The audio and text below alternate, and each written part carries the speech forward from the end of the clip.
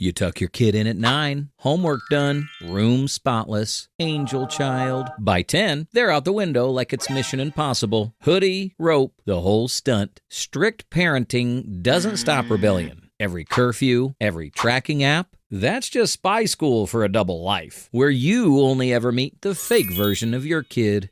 The physics of teenage rebellion. Newton's third law doesn't just apply to apples and gravity. It also applies to teenagers. For every action, there's an equal and opposite teen reaction. The tighter you squeeze, the more creative the escape. MIT research shows strict rules don't make obedient kids. They make innovative liars. Your kid isn't born sneaky. They learned it from you. Ban phones, they get a burner. Install tracking apps, they leave the phone at their star buddy's house while they're really at Jake's place, the one you banned because his parents seem permissive. Read their diary? Congrats, you just got the decoy diary. The real one's hidden in Google Docs under math notes. Every rule is another puzzle, and teenagers become escape room champions when their freedom's on the line. Your rules didn't stop the behavior. They just shoved it underground. Now your kid's doing the exact thing you feared, only better at hiding it. Which brings us to the next level of chaos, the surveillance arms race.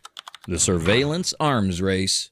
You check their phone. They download Snapchat, where the messages vanish faster than your patience. You demand passwords. They build decoy accounts. Stanford research shows the stricter the surveillance, the smarter the deception. CIA versus KGB, but with hoodies and Wi-Fi. You check browser history. They're on incognito. You track their location. They're spoofing GPS. And they're not inventing this stuff. They're learning it from YouTube tutorials like How to Hide from Helicopter Parents with millions of views. There's a whole online subculture dedicated to outsmarting parents just like you. Is this really the relationship you wanted with your kid? Actually, let's make it real. Drop your sneakiest lie in the comments. And if you're not subscribed yet, that's the easiest truth you can tell today. Or, if you're a parent now, what's the sneakiest trick you've caught your kid pulling off? I guarantee the stories are going to be insane. Sticko can't wait. But the real damage goes deeper than clever lies. Because after a while, your teen isn't just sneaking around you, they're hiding themselves.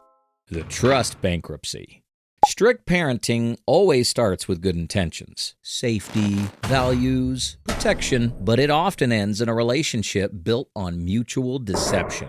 Harvard research shows kids in high-control homes develop something called defensive autonomy, which is just a fancy way of saying they protect themselves by hiding who they really are. So, what do you see? The version designed to impress you. Straight A student, loves church, finds parties boring. What you don't see? The real version. Living inside a secret Instagram account hidden under a Harry Potter spell name. They've built two selves, the one you approve of and the one you'll never meet. And here's the tragedy. My parents don't even know me, they tell their friends. Meanwhile, you're bragging at family dinner about how close you are. The representative, not the real kid. And when the big stuff hits, depression, bullying, breakups, they won't come to you because you taught them honesty means punishment, so they handle it alone, badly, in secret. And when kids are forced underground like that, something dangerous happens. The forbidden suddenly becomes irresistible. The forbidden fruit phenomenon. Here's the cruel trick of strict parenting. Whatever you ban instantly becomes the most fascinating thing on earth. It's not just teenage drama. Yale research shows the brain actually lights up when something is prohibited. Basically, no makes everything taste better. Ban rap music. Your kid knows every Eminem lyric better than you know your Wi-Fi password. Forbid dating until 18. They've already had 3 secret relationships before sophomore year. Prohibit video games. They're not missing out. They're just playing them at everyone else's house but yours. Meanwhile, the kids whose parents allow moderate gaming, they play for 2 hours, shrug, and get bored. Your kid, starved for it, would happily grind out 72 hours straight like it's a military tour. And it doesn't stop there. Remember Amy, the girl whose parents banned sugar? She hit college and ate nothing but candy for a month. Made herself sick, developed an eating disorder. And here's the dark part. When lying becomes the only way to access what's forbidden, kids don't just bend the rules, they start training like professionals. The Lying Skills Academy. Strict parenting isn't discipline. It's basically a masterclass in deception. And your kid? Yeah, they're graduating with honors. They learn the classics. Half-truths. I'm going to Sarah's. True. Sarah will be there. Eventually. Maybe. Omissions. We studied for 5 minutes. Then Netflix wrote the syllabus. Technical truths. There were no boys there. Correct, because they arrived after you asked. But it doesn't stop at wordplay. They're building alibis, planting fake evidence, and running backup plans like it's Ocean's 11. Because, well, your house is the problem. Classic example. Sports gear left out to prove practice, even though they were never within 10 miles of a field. Northwestern research backs this up. Kids with super strict parents actually score higher on creative problem solving. And here's what they'll never tell you. They're not proud of lying. They actually hate it. But when honesty gets punished and deception gets rewarded, what choice do they have? And if you think the sneaking ends at home, wait until they taste freedom. That's when the lies don't just get clever, they explode. The post-freedom explosion.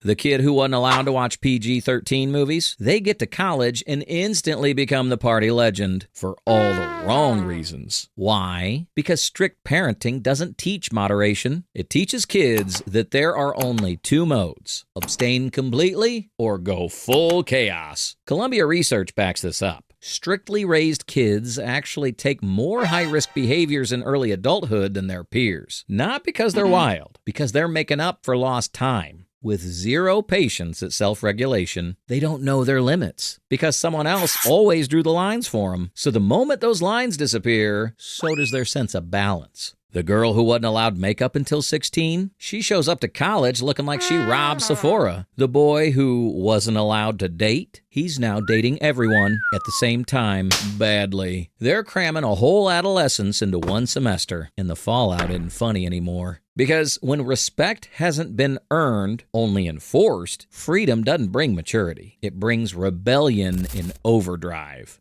The respect paradox.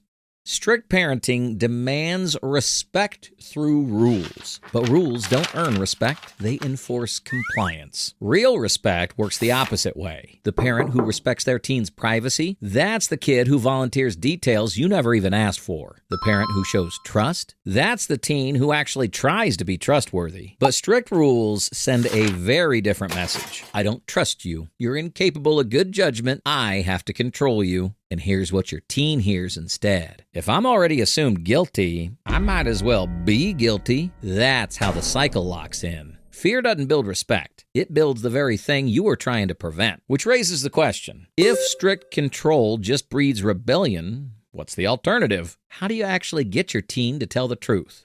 The honesty alternative.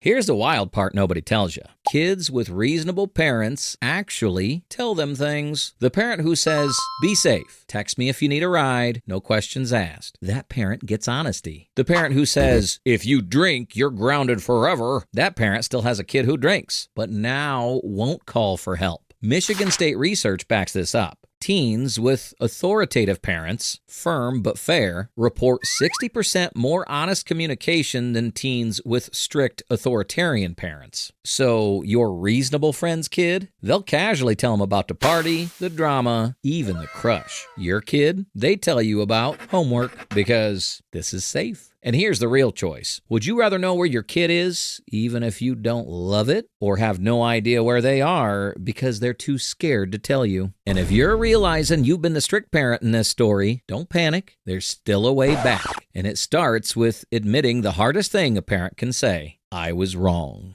The recovery path and the truth about strict parenting.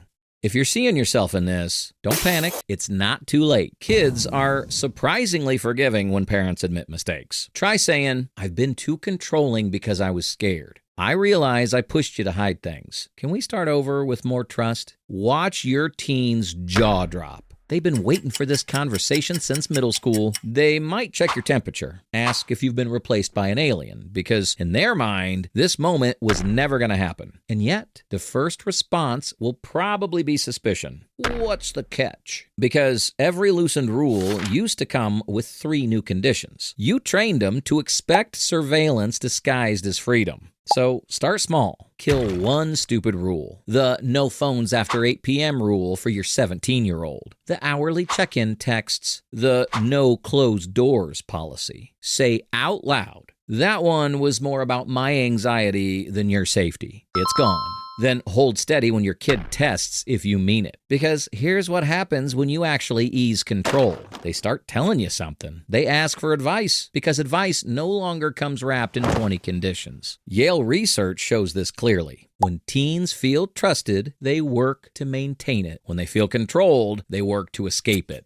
And that's the real truth about strict parenting. You thought strict meant safe. Instead, it meant secret. The safest kids aren't the most restricted. They're the ones who can call you at 2 a.m., drunk and scared, because they know you'll help instead of punish. They're the ones who feel like themselves at home. Strict rules don't create saints. They create sneaky kids. Not because your kid's bad, but because teenagers will always choose freedom over safety when you force them to pick. The ones climbing out windows aren't the rebellious ones. They're the kids whose parents made honesty dangerous. So, if you want an honest kid, be someone it's safe to be honest with. If you want a trustworthy kid, trust them first. If you want a kid who makes good choices, let them practice while you're still around to help. Because the truth is, they'll make those choices anyway. The only question is if it's with your guidance or behind your back.